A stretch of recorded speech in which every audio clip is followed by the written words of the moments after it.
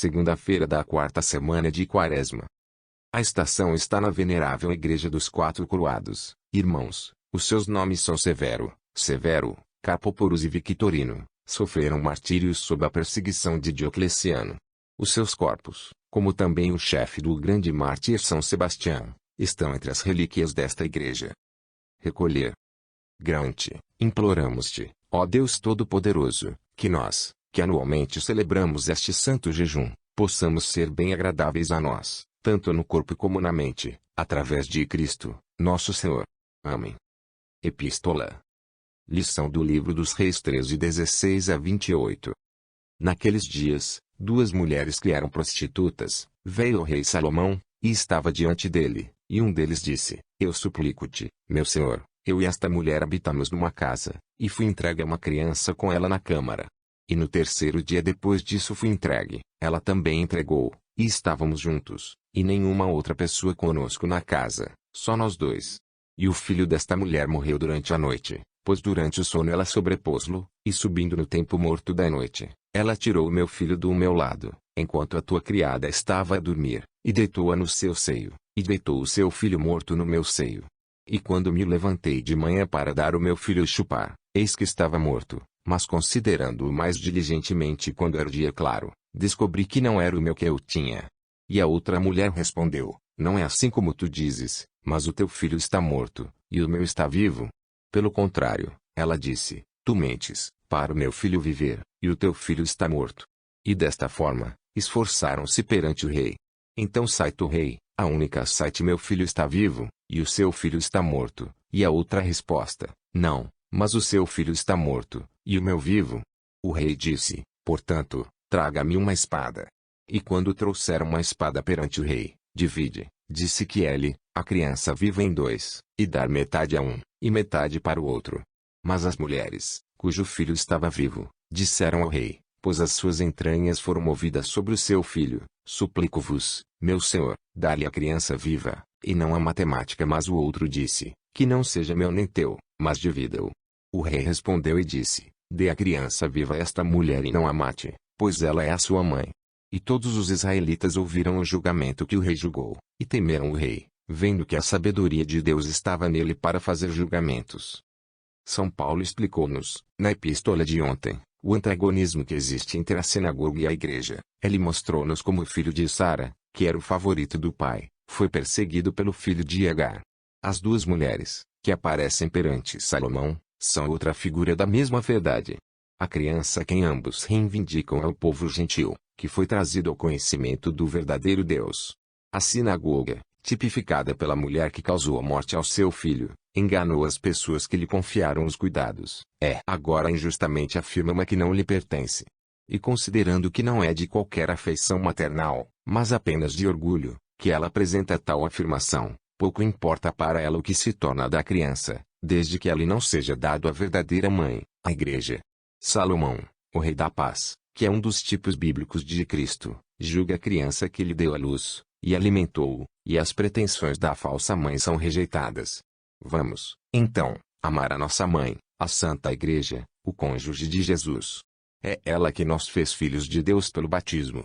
Ela alimentou-nos com o pão da vida, ela nos deu o Espírito Santo, e, quando tivemos o azar de recair em morte pelo pecado, ela, pelo poder divino que lhe foi dado, devolveu-nos a vida. Um amor filial pela Igreja é o sinal dos eleitos, obediência aos seus mandamentos é a marca de uma alma na qual Deus definiu o seu reino. Evangelho. Sequela do Santo Evangelho segundo João 2:13-25. Nessa altura, o pasto dos judeus estava à mão, e Jesus subiu a Jerusalém. E encontrou no templo aqueles que vendiam bois, ovelhas e pombas, e os cambiadores de dinheiro sentados. E quando ele tinha feito como se fosse um flagelo de cordas pequenas, ele expulsou-os todos do templo, as ovelhas também e os bois, e o dinheiro dos trocadores que ele derramou, e as mesas que ele derrubou. E ele disse-lhes que vendiam pombas: Peguem estas coisas, e não façam da casa do meu pai uma casa de trânsito.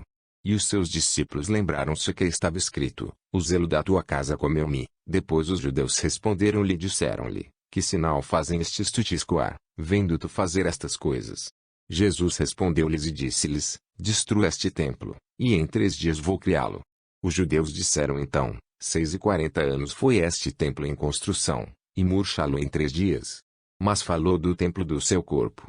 Quando, portanto, ressuscitou dos mortos, os seus discípulos lembraram-se que ele tinha dito isto, e acreditaram nas Escrituras, e na palavra que Jesus tinha dito.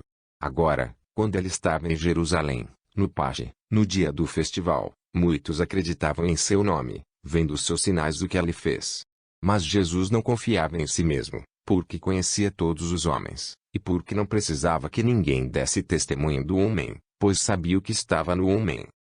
Lemos, no Evangelho da primeira terça-feira da Quaresma, que Jesus expulsou do templo aqueles que o faziam um local de trânsito. Mostrou 2 vezes este zelo pela casa do Pai. A passagem que acabamos de ler de São João refere-se à primeira vez.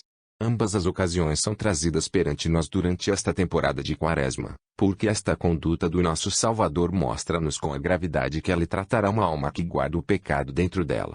As nossas almas são o templo de Deus, criado e santificado por Deus até ao fim, para que possa habitar lá. Não teria nada para estar neles que não fosse digno do seu destino. Esta é a temporada para autoexame, e se descobrirmos que quaisquer paixões estão profanando o santuário das nossas almas, vamos descartá-las. Suplicamos a nosso Senhor que os expulse pelo flagelo da sua justiça, pois talvez sejamos demasiado brandos com estes intrusos sacrilégios. O dia do perdão está próximo, vamos tornar-nos dignos de recebê-lo. Há uma expressão no nosso evangelho que merece um aviso especial. O evangelista está a falar com os judeus que foram mais sinceros do que os outros, e acreditou em Jesus, por causa dos milagres que fez. Diz ele, Jesus não confiava em si mesmo para eles, porque conhecia todos os homens. Para que haja pessoas que acreditem e reconheçam Jesus, mas cujos corações não mudaram. Ah, sim. A dureza do coração do homem. Ah, sim. Ansiedade cruel para os sacerdotes de Deus. Pecadores imundos estão agora a aglomerar-se em volta do confessionário, eles têm fé, e confessam os seus pecados. E a igreja não tem confiança no seu arrependimento. Ela sabe que, pouco tempo depois da festa da Páscoa, terão recaído no mesmo estado em que estavam no dia em que marcou as testas com cinzas. Estas almas estão divididas entre Deus e o mundo, e tremem ao pensar no perigo que estão prestes a incorrer ao receber a Santa Comunhão sem a preparação de uma verdadeira conversão. No entanto, do outro lado, ela lembra-se de como se escreve que a palheta machucada não deve ser quebrada, nem o linho fumador a extinguir. Isaías 42:3. Rezemos por estas almas, cujo estado está tão cheio de dúvidas e perigos. Rezemos também pelos sacerdotes da Igreja, para que possam receber de Deus abundantes raios de luz, onde Jesus sabia o que estava no homem. Desçam as vossas cabeças a Deus. Suplicamos-te, Senhor, ouves a nossa oração, e concedes-nos a tua proteção, como esta que nos inspiras a pedir. Através de Cristo, nosso Senhor. Amém. Rezemos pela conversão dos pecadores, utilizando o belo prefácio que nos foi dado pelo Pontifício Romano, que foi anteriormente recitado durante a reconciliação dos penitentes públicos. Prefácio. É verdadeiramente conhecer e justo e disponível para a salvação, que devemos sempre e em todos os lugares agradecer a Ti, Santo Senhor, Santo Pai Todo-Poderoso, Deus Eterno, através de Cristo nosso Senhor, a quem Tu, ó Todo-Poderoso Pai, não nascerás entre nós por um nascimento inefável, para que Ele possa pagar a Ti, seu Pai Eterno, a dívida contraída por Adão, e pôs a nossa morte à morte por si mesmo, e carrega as nossas feridas na sua própria carne, e limpa as nossas manchas por sangue, permitindo-nos, que tinha caído pela inveja do velho inimigo, a erguer-nos novamente pela sua misericórdia. Através dele, Senhor, suplicantemente suplicamos e rezamos para que vos use graciosamente nos ouças a intercessão pelos pecados dos outros, que não são dignos de implorar pelos nossos. Tu, o mais misericordioso Senhor, recorda-te a ti mesmo, com a tua bondade, estes teus servos, que se separaram de ti pelos seus pecados. Pois também não rejeitaste o mais perverso Achabe quando se humilhou antes de ti, mas não o fez evitar o castigo que merecia. Assim, também, tu graciosamente ouvires Pedro, quando ele chorou, e depois deu-lhe as chaves do reino dos céus, e tu prometeste a recompensa desse mesmo reino ao ladrão quando ele confiava em ti. Portanto, ó Senhor mais misericordioso, misericordiosamente bem-vindos de volta estes para quem oferecemos a ti as nossas orações, e restaurá-las ao seio da tua igreja, que o inimigo não pode triunfar sobre eles, mas que eles podem ser reconciliados em ti pelo teu Filho coigual, e por ele ser purificado da sua culpa, e graciosamente admitido por ele ao banquete da tua mais santa ceia. Que ele, em tal sábio, os refresque pela sua carne e sangue, para os levar, depois do curso desta vida ser executado, para o reino dos céus. Igual. Este texto é retirado do ano litúrgico, da autoria de Dom Próspero Guaraníger.